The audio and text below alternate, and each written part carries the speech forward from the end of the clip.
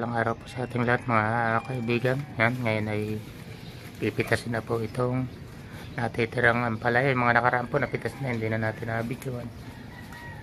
At least mayroon tayong isang mapipitas. Mapipitasin po ng asawa ko. Hindi, kunin mo na. Yun. So, one sorry ba? Yung isa bukas na siguro ito pipitasin. Hindi, ano lang yan. Ito yung isa. Kasi papatay na namin to eh. Wala na, lugot na siya yan ah. Ayan. Tapos yun, may mga bunga pa rin yung kalamansi. Ang dahil bunga yan. Liit nga lang po ng ano yan eh. Tinataniman yan oh. Timba maliit lang ng... Oh, pumutok na pala to. Oh, biyak na pala yung kabila. Nalagyan kasi ng ano eh. Dapat talaga paltara ng tanito ng balde. Nagliit lang po kasi yan no. Pero kaya laging pahalagaan ng dilig kasi nalalanta pagka hindi po nadidilig eh. Dali lang siya matayo yung puno. Yung dami pong bunga niyang kalamansi nila. Ayan, mga bunga. Ayan.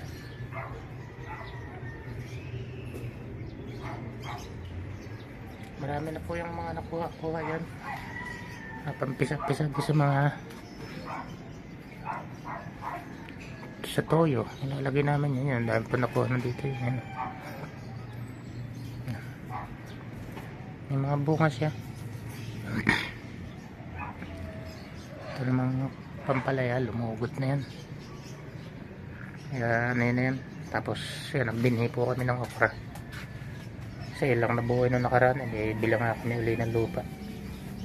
Hirap na kasi bumili ng lupa. Sana hindi makachimpo.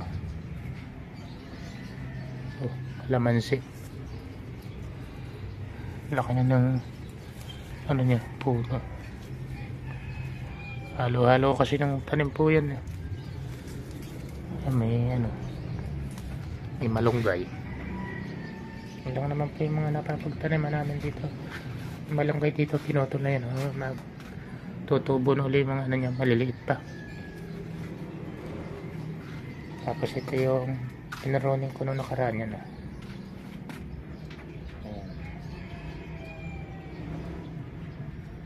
So, magkano dito, markot ulit dito banda. Sa sunod, share ko po ulit sa inyo, markotin ko itong banda dito.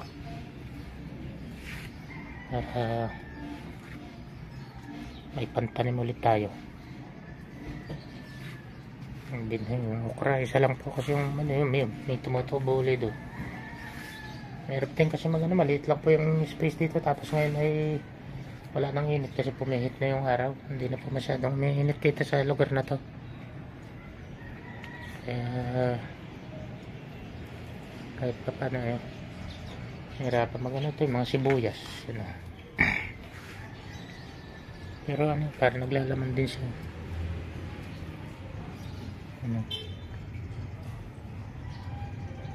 yan, sibuyas po yan.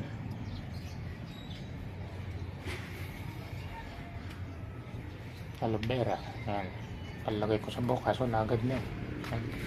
Tinigilan ko muna.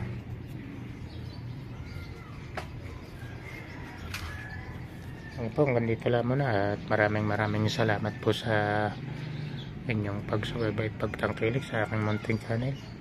Sa mga silent viewer natin dyan, maraming salamat po sa walang sawang suporta ninyo sa akin.